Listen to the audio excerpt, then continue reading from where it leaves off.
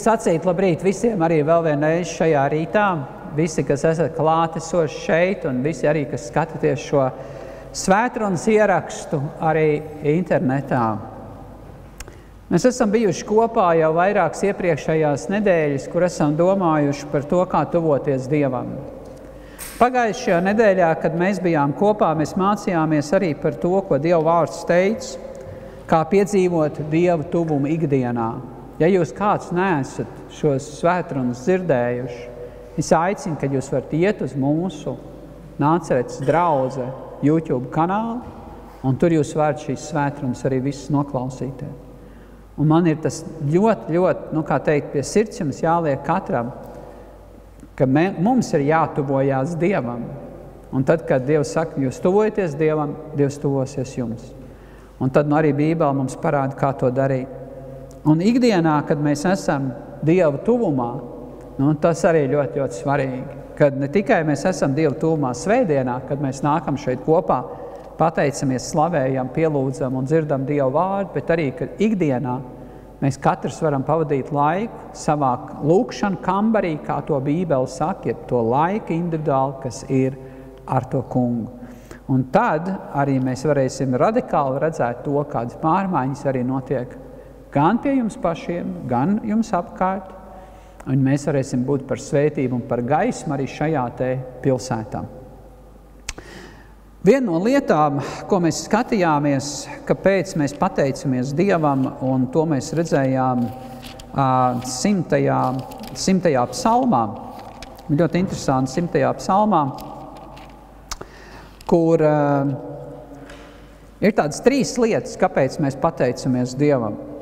Un mums ir sacīts, ieiet viņa, tas ir 100. psalms, 4. pāns, ieiet pa viņa vārtiem ar pateikšanu, tātad ar pateicību. Ja mēs tuvamies Dievam ar pateicību, viņa pagalmos ar teikšanu, ar slavēšanu, ar slavināšanu. Pateicieties viņam, slavējiet viņa vārdu, un tad ir šīs lietas, jo tas kungs ir labs. Tas kungs ir labs, tas ir tas svarīgākais, kas mums arī jāatcerās. Tas kungs ir labs, viņš vienmēr ir labs. Mums vienmēr būs par ko pateikties Dievam, tāpēc, ka viņš ir labs. Un viņa žēlastība paliek mūžīgi, un viņa patiesība pastāv uz radu radiem. Tātad 3 lietas, jo Dievs ir labs, žēlastības pilns un patiesības. Patiesība nemainīsies, tā pastāvēs, neskatoties uz vienalga kādiem pārbaudījumiem, ar ko cilvēks sastopās. Un tāpēc šajā rītā es vēlētos ar jums runāt par žēlastības svētību. Žēlastības svētība, tā ir viena no lietām, par ko mēs varam pateikties Dievam, kad tuvojamies arī viņam. Tātad mēs pateicamies Dievam par viņa žēlastību. 100. psalms, kur mēs jau bijām vēl vienreiz, mēs izlasīsim šeit, tātad 5. pantā, to, ko mēs arī lasījām, kad viņa žēlastība paliek mūžīgi. Viņa žēlastība paliek mūžīgi. Un mēs varētu teikt tā, vai tad kaut kad tā žēlastība beigsies? Nē, mēs lasām Bībelē, Dieva žēlastība ir mūžīga. Un žēlastība, kad mēs skatāmies uz šo vārdu būtību, mēs redzam to, ka žēlastība ir kaut kas tāds, kas mēs neesam to pelnījuši. Bet kāds par mums ir apžēlojies? Kāds ir izdarījis visu, lai mūs izglābtu no mūsu grēku vainas. Un mēs zinām, viņa vārds ir Jēzus Kristus. Viņš parādīja savu žēlastību uz visu cilvēci, kad viņš nomira pie krusta Golgātā. Un augšām cēlās no mirušiem un dāvā mūžīgo dzīvību katram cilvēkam, kas tic uz viņu. Viņš ir vienīgais ceļš, patiesība un dzīvība. Viņš ir vienīgais ceļš pie Tēva uz debesīm. Cita ceļa nav, man mīļie. Un tāpēc arī mums ir jāapzinās to, ka tā žēlastība, kur esam arī mēs piedzīvojuši, ka tā ir ļoti dārga un vērtīga. Paskatieties šodien, vai baznīca šodien ir žēlastības pilna vieta. Mēs varētu lūkoties uz savu draudzi, mēs varam lūkoties uz citām draudzēm, uz citām baznīcām, vai baznīca ir žēlastības pilna vieta? Jeb baznīcās ir ļoti daudz likumu, ļoti daudz nosodījuma, apsūdzības, un cilvēki dzīvo zem šīm te nastām. Nevis, ka viņi dzīvo zem žēlastības. Es vēl vienreiz gribu pateikt, to žēlastība ir kaut kas tāds, ko mēs neesam pelnījuši. Ka mēs to neesam pelnījuši, bet mums tiek dāvāt šī žēlastība. Un Dievs mums ir dāvājis tik brīnišķīgu žēlastību, ka liekas, kāpēc šodien? Tur, kur žēlastībai būtu jābūt un jāmanifestē vislielākajā mērā, kāpēc tur ir nosodījums, kāpēc tur ir kaut kādi likumi, kāpēc tur ir viss kaut kas tāds, kas cilvēku vairāk nospiež uz leju. Es saprotu arī to, ka, piemēram, kad cilvēki ir ārpus baznīcas, tie, kas nenāk uz baznīcu, tiem, baznīca ir sveša, viņiem tāpatās tur ir nosodījums, viņiem tāpatās tur ir grūti, viņi tur mokās ar visu kaut ko. Un tagad viņiem piedāvā atnākt uz baznīcu, viņi pasaka, bet kāpēc man iet uz turieni, man būs vēl grūtāk un vēl smagāk. Man jau tā ir smagi. Es aiziešu uz turieni, man tur vēl nosodīs, ja, par to, kādas esmu vai kas ir, vai neko. Bet redziet, Jēzus bija žēlastības pilns pret visiem. Un neiet mums runa šeit par to, ka mums vajadzētu kaut ko tā kā doktrīnā vai mācībā tā kā mainīt vai kaut ko tādu. Par to galīgi neiet runa. Iet runa vienkārši par to, kad Jēzus, kas ir taisns un svētuma pilns, ja, kas 33 gadus staigāja pa zemes virsmu, grēcinieki viņu mīlēja. Grēcinieki bija tie, kas varēja ar viņu būt kopā un justies ļoti, ļoti labi. Tie ir tie cilvēki, kurus varbūt baznīca uzskata par tiem, kas tā kā nav īsti tā kā riktīgi vai neko. Bet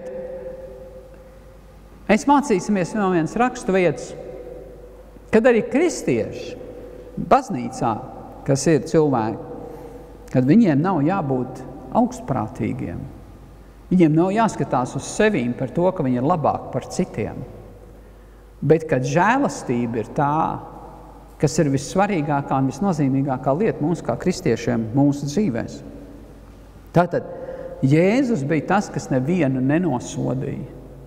Bet jūs ziniet, cik naski šodien ir cilvēki. Pat es nerunāšu par pasaulē cilvēkiem, kas nosoda tur valdību, nosoda to un to un to. Kristieši nosoda cits citu. Apsūdz cits citu, tiesā cits citu. Un kur paliek žēlastība? Kur paliek Kristus? Kur paliek tā žēlastība, kur tu esi pats saņēmis un tu atsakies dāvāt citiem? Tātad žēlastības svētība, tas, ko mēs skatāmies. Redziet, mēs visi zinām Jāņa evaņģēlijā 3. nodaļā un 16. pāntu, bet pastīsimies, ko saka 17. pāns. Jo Dievs savu dēlu nav sūtījis pasaulē, lai tas pasauli tiesātu, jeb nosodītu, bet lai pasauli caur viņu tiktu glābta. Dievs, jeb Kristus, neceļ savu draudzi šodien, lai draudze tiesātu, bet lai caur draudzi evaņģēlijs izskanētu un cilvēki nāktu pie atgriešanās no grēkiem un savu dzīvi uzticētu Jēzum Kristum. Draudzei ir jābūt, tai baznīcai ir jābūt žēlastības pilnai vietai. Mums katram ir jābūt žēlsirdīgam cilvēkam. Un tas kaut ko paprasa no mums, vai neko?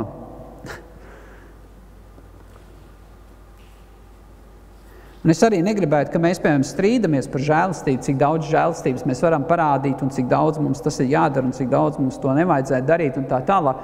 Un es savukārt saku, es negribu iet tagad, tā kā mēs tagad par kaut kādām doktrīnām un mācībām, ja, kā varētu teikt, un tavām dogmām, ja, teiksim, piemēram, par to domāt. Nē, vienkārši paskatāmies uz vienkārši žēlastību, vienkārši žēlsirdību, patiesā būtībā, kāda viņa ir.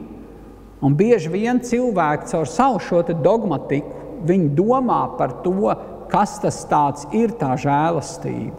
Un tā ir viņu versija, kā viņi to, kā teikt, tā kā saprot un izpauž.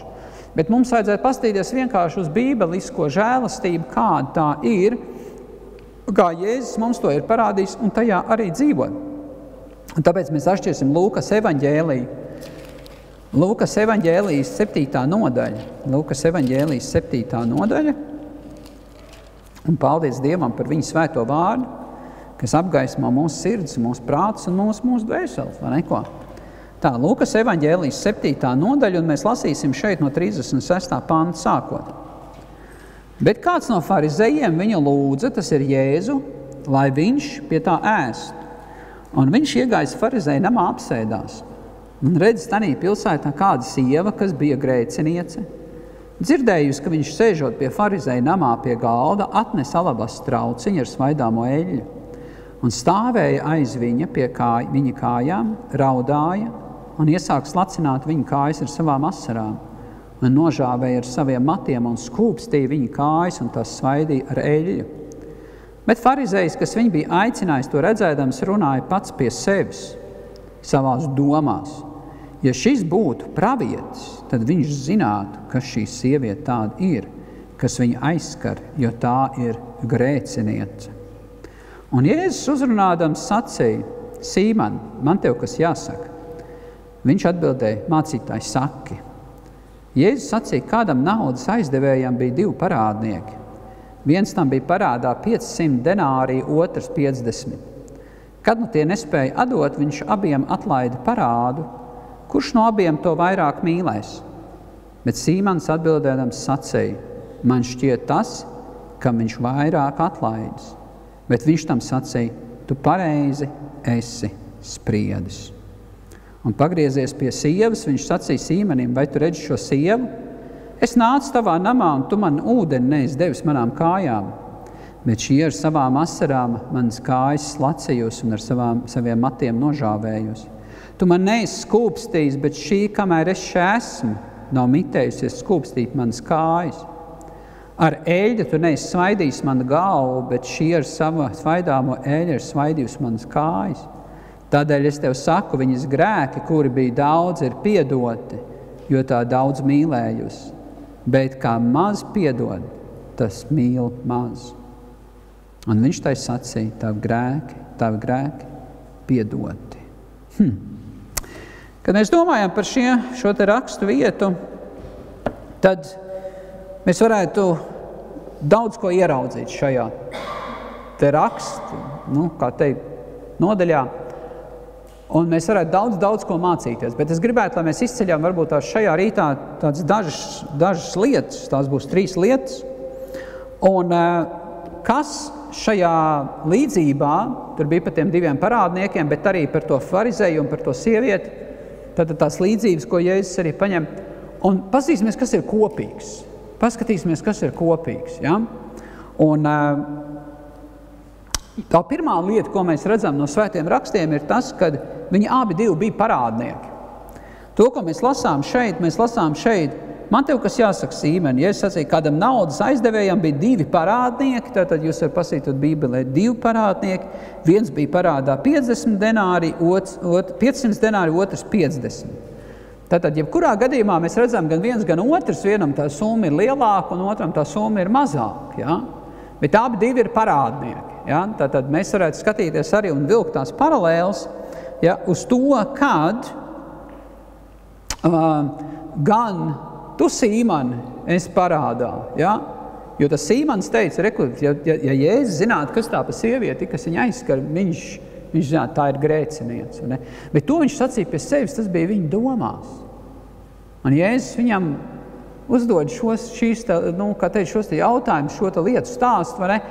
Un beigās viņš arī pasaka, zin, ko tai sievietei grēki ir piedoti, tāpēc, ka viņa daudz ir mīlējusi. Un redziet, mums ir jāierauga tas, ka vienalga, vai tu esi mazlietiņ parādā vai daudz parādā, tu joprojām esi parādā. Vai ne? Tu joprojām esi parādnieks. Tad tas vienojošais abiem 2, ja, kur mēs varētu teikt, viens ir labāks, otrs ir sliktāks. Viņām 2 parādnieki. Un ko Jēzus ar to grib pateikt? Mēs redzam vēstulē romiešiem 3. nodaļā. mēs atšķiram vēstuli romiešiem 3. nodaļu un paskatīsimies, ko mums ir sacīts šeit. Gluži kā ir rakstīts 10. pāns, gluži kā ir rakstīts, nav neviena taisna, neviena. Ja citiem vārdiem sakot, taisns Dievu priekšā. Jo visi ir grēkojuši, nav neviena, kas saprot, neviena, kas meklē Dievu. Visi ir novirzījušies, visi kopā kļuvuši nelietīgi. Nav neviena, kas dara labu, it neviena. Mīļotie, tie ir svētie raksti. Nu, būsim godīgi. Mēs esam tajā kategorijā iekšā. Un varbūt tas tu strīdētos un teikt, nē, un viņš atkal pasaka, nav it neviena. Cik reizes šeit ir pateikts, nav it neviena.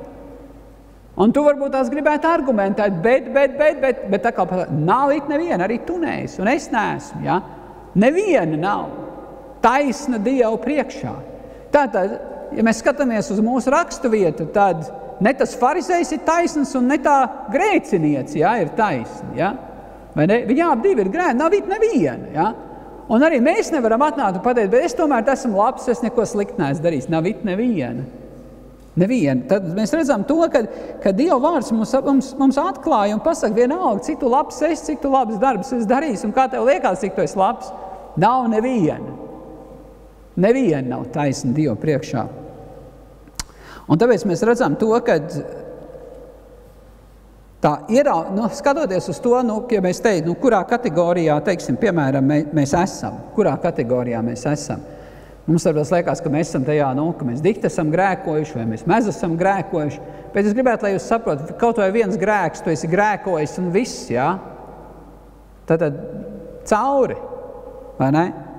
Bet tā otrā lieta, paskatīsimies, tad pirmā abi divi bija parādnieki. Tā otrā lieta, abi nevarēja samaksāt, jeb atdot to parādu. Abi nevarēja, mēs lasām šeit, viens bija parādā 500 denari, otrs 50, kad nu tie nespēja atdot. Tad mēs runājam par kaut ko tādu, ko mēs nespējam atdot. Kaut vai vienam bija 500 un vienam bija tikai 50, ja? Tad nespēja to atdot. Nespēja to atdot. Nav iespējams atdot. Ja citiem vārdiem sakot, kurš var samaksāt pats par saviem grēkiem un dzīvot? Kurš to var izdarīt? Neviens to nevar izdarīt. Neviens. Neviens. Kā vienīgi Jēzus, kas nomira taisns par netaisniem, viņš nomira pie krusta Golgātā un paņēma visu mūsu grēkus uz sevi. Viņš bija taisns, nevienu grēku nebija darījis, un viņš paņēma, kā varētu teikt, savā žēlastībā, ja, nomira mūsu vietā pie krusta Golgātā, un neviens no mums nevar samaksāt. Un viņš saka, šeit arī tie nevarēja samaksāt. Un kas tad notiek? Piemēram, tā, ka mēs skatāmies, ļoti interesanti ir Jēzus Kristus pirmā svētruna, kur viņš saka, ir Mateja evaņģēlija 5. nodaļā, un viņš saka, svētīgi garā nabagiem. Svētīgi garā nabagiem. Tā ir pirmā svētruna, kur Jēzus uzrunā un kur viņš sludina, ja? Viņš šodien svētību, ja? Garā nabagiem. Un tas vārds nabagi, kas tur ir, mums rakstīts, viņam ir divas būtības. Viņam ir divas būtības. Tā viena būtība ir tāda, ka cilvēks strādā, bet viņš var nopelnīt tik daudz, lai knapi izvilktu, ja? Tā kā savilk galus kopā, kā saka, un daudz no jums varētu teikt, jā, tas izskatās pēc manis, ja? Vai ne? Savelk, tā, rēķins kopā, kā varētu teikt, es nezinu, cik daudz jūs parādā, kam un kā, vai ne? Bet savelk knapi, ja, teiksim tā, kā teikt, knapi izdzīvo. Bet tas otrs vārds, ko nozīmē šie te nabagi, ir tas, kas nespēja paveikt nekādu darbu. Tas var būt tizls, tas var būt kropls, ja, mentāli, fiziski un tā tālāk. Un šis te nabagais ir atkarīgs tikai un vienīgi no citu žēlastības. Kad viņš ar to noliek to galvu, ir un sēž, un kā viņš ir izstieps tās rociņas vai to trauciņu nolicis, ja? Un tas ir tas, kur viņš ir atkarīgs no citu žēlastības. Ja nebūs citi žēlīgi, viņš nomirs. Viņam nekā nav. Viņš nevar sev uzturēt. Un ja es saku svētīgi garā nabagiem, mēs esam garā nabagie, ja, tie, kur sēžam, un mēs tur tagad esam, kā teikt, kungs apžēlojies par mums. Apžēlojies par mums. Tad, kad mēs ieraugām sevi tādā veidā, mēs sakam, bet kungs, paldies tev par to, ka tu esi žēlīgs pret mani. Jo tāpēc, kad es nevarēju samaksāt par saviem grēkiem, bet tu esi samaksājis par maniem grēkiem. Tu esi samaksājis. Es redzēju, mums ir jāapzinās to, kāda mēs esam, kur mēs esam un kas ar mums ir bijis. Jo bieži vien mēs tā kā aizmirstam to, ka Dievs mums ir parādījis žēlastību. Un mēs negribam parādīt žēlastību citiem. Bet Dievs ir žēlīgs, man mīļie. Un Jēzus paskaidro mums šo mūsu garīgo stāvokli. Piedodiet, bet mēs nevaram samaksāt par saviem parādiem. Un tas ir to, ko viņš arī saka šeit. Tātad nespēja atdot. Tā trešā lieta, ko mēs redzam šeit, un mēs lasām te 42. pantā, kad nu tie nespēja atdot, viņš abiem atlaida parādu. Tas, ko mēs lasām? Tātad mēs lasām, tā trešā lieta ir tas, abiem tika piedots, parāds atlaists un apžēlot. Tā ir tā trešā lieta. Iedomājieties, viens ir parādā tik daudz, un viņš nespēja to atmaksāt, otrs bišķi mazāk, bet arī viņš to nespēja atmaksāt. Un tagad viņiem tas parāds tiek atlaists. Vai tas nav brīnišķīgi, ko? Iedomājieties, mēs sakām, arī parāds nav brālis, ja? Tā jūs esat dzirdējuši, ja? Nekas tā kā nevajadzētu būt nekam kopīgam, jā, ar parādu, ja? Bet interesanti ir tas, ka cilvēks savu kārību, caur savu acu kāri, iekāri, ja? Viņi ieiet parādos. Viņi aizņemās naudiņu, ko viņi nespēja atdot. Varbūt sākumā viņi domā, ka viņi spēs to atdot, bet tad vēl krīze, vēl kaut ko. Un tad viņi paliek parādā, un tas viņam sākās frustrācija. Bet iedomājies, cik kolosāli ir tas, ka kāds, tu kādam esi parādā, un kāds atnāk pasaka, es tev atlaižu to parādu. Un tu varētu teikt, tā ir brīnišķīgā diena manā dzīvē, vai neko? Un tas ir tas, kā Dievs skatās uz mums, kā Jēzus skatās uz mums. Mēs neviens neko nevaram izdarīt saviem grēkiem. Neko. Un viņš nāk un pasaka, zini, kas ir? Es esmu samaksājis par tiem, un tev ir piedots. Ja vien tu tic uz mani, tu esi izglābts. Tev nākotne nav mūžīgā pazušana, tev nākotne ir mūžīgā dzīvība. Vai tu tici uz Jēzu Kristu? Tas ir tas jautājums.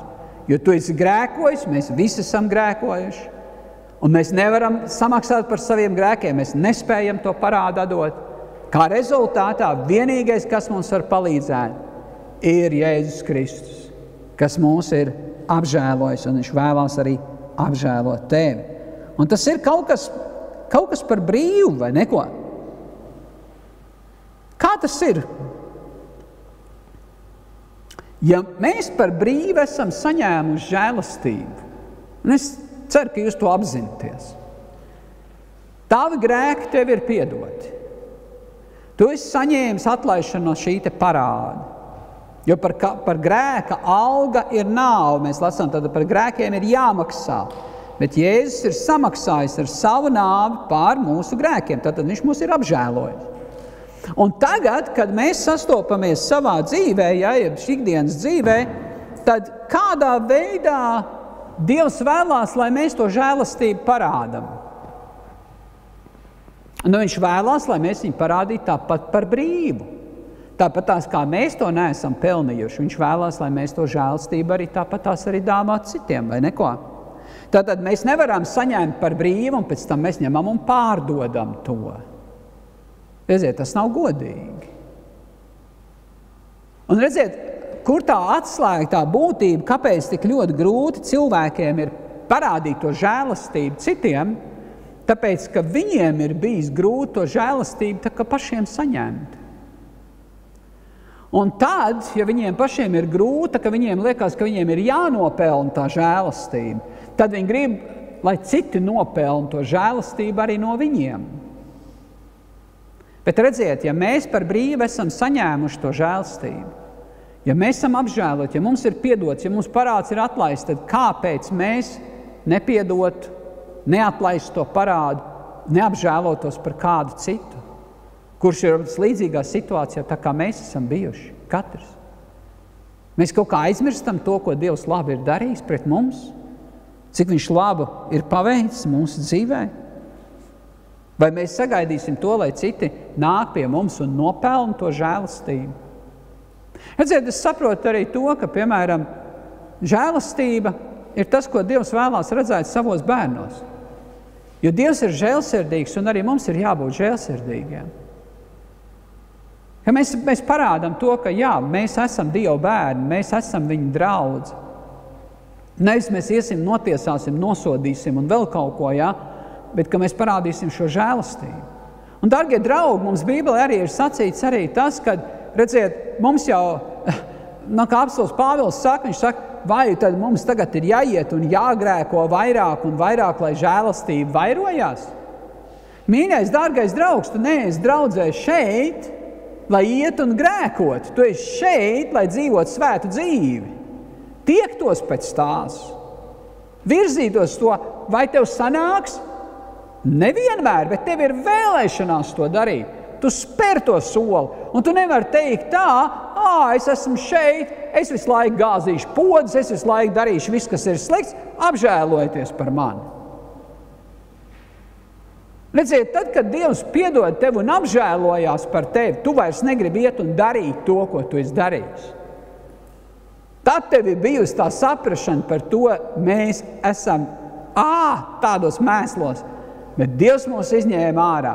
Viņš mūs nomazgāja no visiem tiem mēsliem, un viņš mums ir devis jaunas svētku drēbes, jaunu dzīvi viņš mums ir dāvājis, un mēs gribam tādā veidā arī kalpot tam kungam.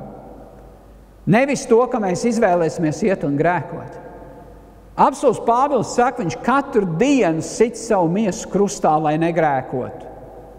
Un viņš runā par to savu egoismu, viņš runā par to savu to cilvēku, to grēcīgo pusi, ja, ka tā ir jāsit krustā katru dienu, lai mēs varētu kalpot tam kungam. Aizliegt sevi tas saucās. Aizliegt sevi. Jūs ziniet, tas nav viegli. Vai neko? Tas nav viegli. Tas kaut ko paprasa no mums.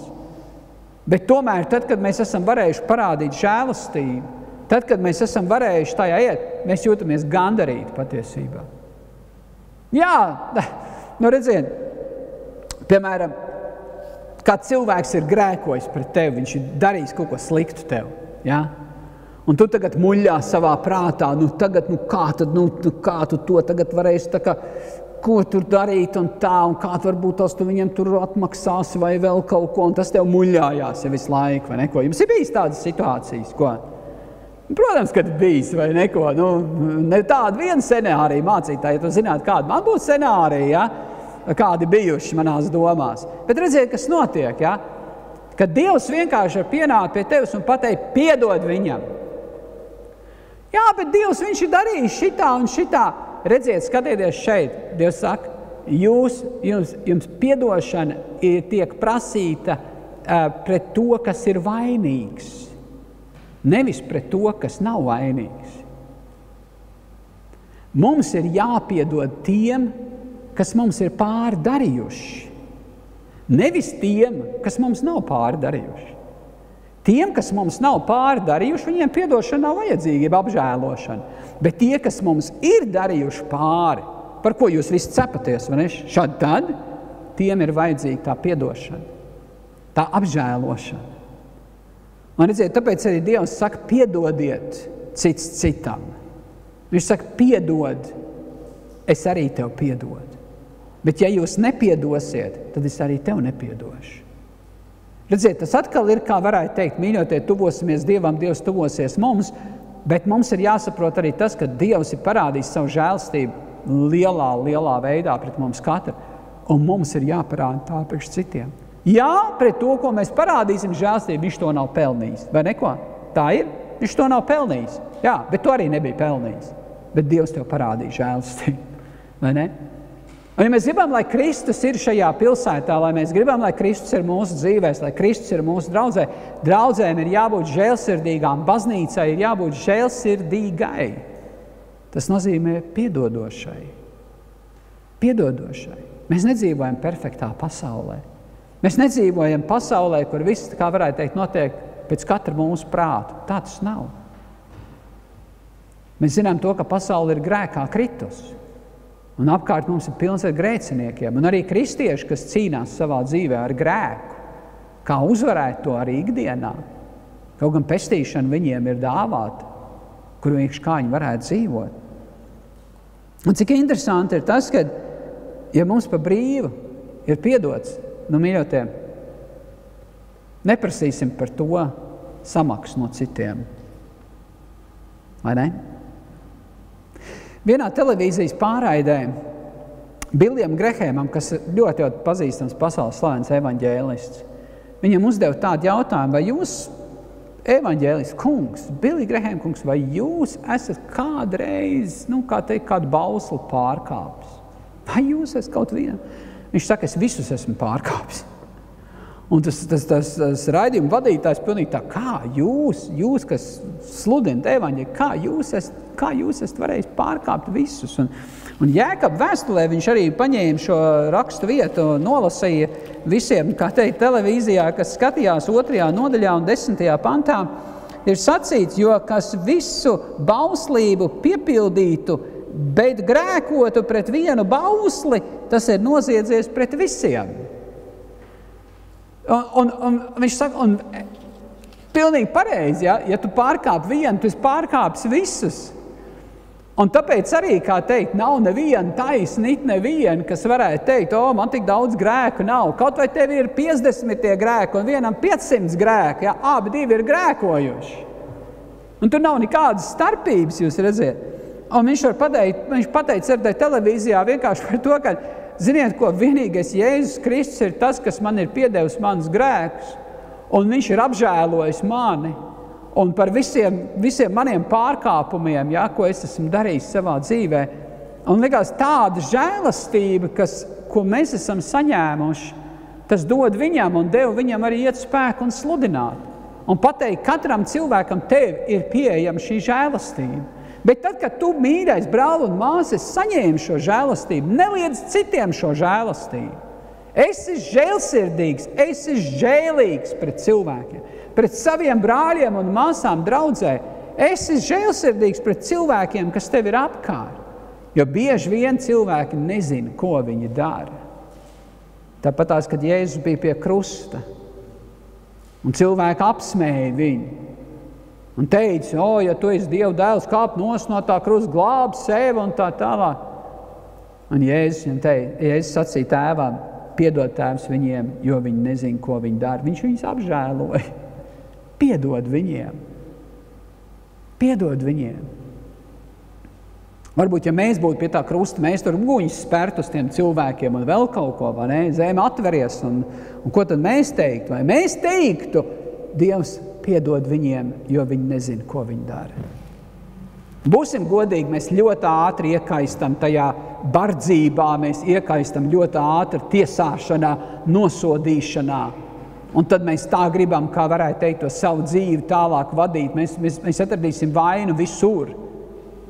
Bet Dievs saka, tu nedzīvo perfektā pasaulē, nav perfekti ļaudis, bet kas viņiem ir vajadzīgi? Žēlastība, tāpatās, kā tu to esi saņēmis. Vai tas nav brīnišķīgi, man mīļie? Ko?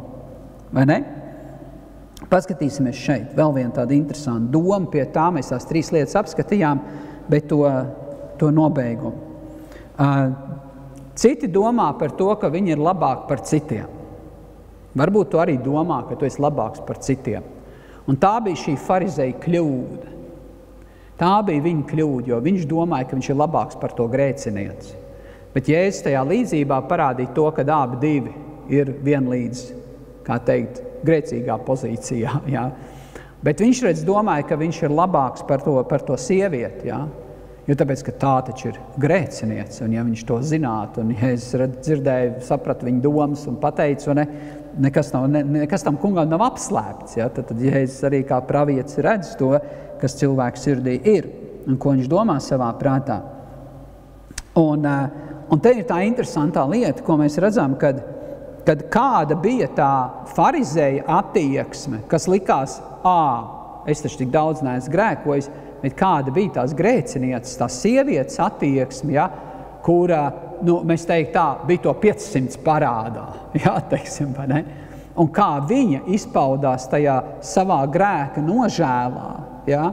Kāda bija viņas rīcība, kāda bija viņas, kā varētu teikt, nākšana pie tā kunga. Un Jēzus pasaka, es nācu Sīmani tavā namā, tu man nedarīji šito, kad tā būtu tradīcija, kas būtu jādara, ja? Kas, vai ne? Bet šī ir darījusi vēl vairāk, un tad viņš saka, redzi, kas daudz mīl, kam daudz piedots, tas daudz mīl, vai neko? Un kam maz piedots, tas maz mīl. Un te mēs varētu teikt, bet kā tas ir manā un tavā dzīvē? Man tad ir maz piedots, ja man tik daudz nav piedots. Es tā neesmu dzīvojis, es šitā neesmu darījis. Nu, tā kā, piemēram, tur citu un tā tālāk, tas nozīmē, ka man ir maz piedots un es maz mīlu. Un tādas šaubas var ienākt iekšā, vai ne, teiksim, pārdomājot to. Bet, ja mēs gribētu jūs visus nomierināt, ja mēs esam tajā pozīcijā, kur ir tas 500, mēs visi esam tur. Un to pasakot, ja, kā varētu teikt, tā doma jau ir šakatā vienkārši, ja, kad jebkurš tas daudzums, mēs nevaram izsvērt to, mums kaut viens grēks, tas jau ir, mēs teikt, miljonus. Viss pārējie pārkāpt, viss, kā teikt, tas nozīmē, mēs esam tie, kas esam tur. Un vienalga, cik daudz tu esi grēkojis, un mēs visi esam grēkojuši, to grēku ir daudz. Mēs patiesībā, ja mēs piedzīvojam to žēlastību no Dieva, mēs arī daudz mīlam Dievu. Un ne tikai tas būs vārdos izteikts, mēs arī to darīsim. Mēs kalposim tam kungam, un mēs varēsim parādīt žēlastību un žēlsirdību citiem cilvēkiem. Mums nebūs tā, ka, ko viņiem tagad ir jādara, lai viņi no manis saņemtu apžēlošanu. Nu, nē. Dievs mūs ir apžēlojis. Vienmēr atcerieties to, ka jums ir piedots. Piedodiet citiem, apžēlojieties par citiem.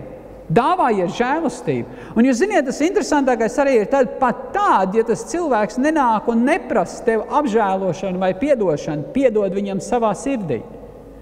Pieņem to lēmumu, piedod. Netur iekšās kaut kādas kreņķis, rūgtumu. Netur iekšā kaut kādas sliktas lietas. Tev tas nav vajadzīgs. Esi brīvs no tām lietām. Redziet, vēlns nāk un saka, jā, bet viņš ir bijis tāds sliktais, viņš ir tāds pretekls pret tevi un tā tālāk. Un ko vēlns izdara? Viņš tev sagūst. Viņš tur tev gūstā. Un viņš negrib, lai tu esi brīvs, jā, savās attiecībās ar Dievu, bet ka tu visu laiku turpinātu iekšā pie sevis, jā, un būtu neapmierināts tāpēc, ka tas tur man to un tā ir izdarījis. Un, mīļotie, varbūt kādu no jums gadiem ilgi savā dzīvē purpina par kaut kādu cilvēku, kas jums kaut ko ir darījis. Pāri. Es jums varu vienkārši pateikt, piedodiet viņam, apžēlojieties par viņu. Tāpēc, ka Kristus ir apžēlojies par tevi. Un mēs nevaram salīdzināt tā cilvēka grēkus un tavus grēkus. Grēks ir grēks, un grēks nes nāvi. Tātad, jebkurā gadījumā, nav viens labāks par otru, vai maz drusciņi labāks. Tā kā, dargie draugi, mums ir piedots. Jēzus mums ir piedevis. Viņš mūs ir apžēlojis. Un tāpēc mēs varam arī vienmēr pateikties par viņu žēlstību. Jebkuru dienu, jebkuru brīdi mēs varam pateikties, Dievs, tu esi žēlīgs, tu man esi piedevis mans pārkāpums. Un to pārkāpēju apkārt ir tik daudz, bet Dievs, tu atprasīs no manīm, ko es esmu darījis. Un Dievs saka, neturi ļaunumu savā sirdī. Neturi ļaunumu savā sirdī. Un tikko tu piedod un apžēlojies, varētu teikt, tas nekāds ļaunums vairāk nav iekšā tavā sirdī. Jūs redzēt to? Un tas ir tik ļoti, ļoti svarīgi, man mīļie. Es varu pieļaut to, ka tas nebūs viegli. Tas nebūs viegli, bet tas ir tas patiesais ceļš. Vai Jēzum bija viegli pie krusta par visiem mūsu grēkiem nomirt un samaksāt? Nē, tas viņam sāpēja. Tas bija ļoti, ļoti smagi un grūti. Bet ja reiz mēs esam tik dārgu žēlstības dāvanu saņēmuši no viņa par brīvu, kāpēc mēs nevaram to dāvāt arī citiem? Būsim žēlsirdīgi, man mīļie brāļi māsas.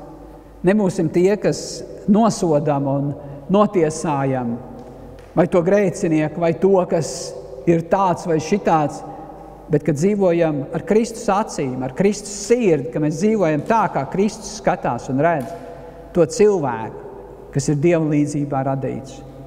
Mums lai žēlastība ritīgi, kā teikt, nāk. Ja jums kaut kas nesanāk šajā lietā, lūdziet Dievu, lai Dievs piedod un dod jums atkal iespēju, jaunu iespēju. Un Dievs dos, viņš strādās pie mums, viņš būs neatlaidīgs pie mums, lai tā žēlastība arī parādās ikdienā mūsu dzīvē. Un bieži vien tā žēlastība ir vajadzīga pret savu tuvāko, ļoti, ļoti vajadzīgs, vai neko? Un lai tā arī, kā teikt, manifestē mūsu dzīvēs. Un ka mēs varam arī teikt, jā, Dievs, paldies, ka tu man māci par žēlsirdību, par žēlastību, un kad es varu tajā dzīvot.